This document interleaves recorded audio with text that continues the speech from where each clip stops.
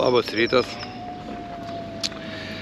Nu kągi, išvažiuoju, pravažiuoju dar Pernu, išvažiuoju per tą dramblių imperiją, kur vieni drambliukai, nežinau kodėl, taip ir nepaklausiau vietinių žodžių. Aš tiesiog apstulbęs nuo to, kokie čia, Palangai dar 10 kartų mokintis iš viso to, kas čia yra.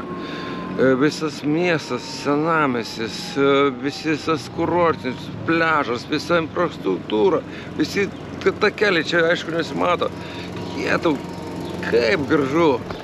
Čia nemoku apsakyti. Ne tai, kad gražu, kaip tvarkinga, kokia bendravimas, tokie žmonės, man taip susidarė vaizdas. Jetau, čia, nežinau. Ir tos bažnyčios matosi, kad jau ganokai senos.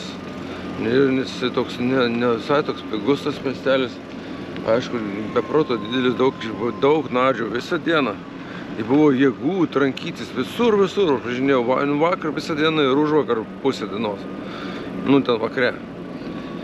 Tai va, išvažiuoju aš iš Pernų ir važiuoju link Sarimo salų, ten, kur yra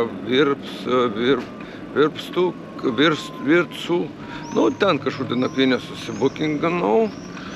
Ir ten reikės biškutį žvyrų pavažiuoti.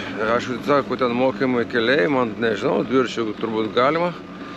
Bet iki to, kur aš nusinuomavau žvyrkelis, nesvarbu, pažiūrėsim.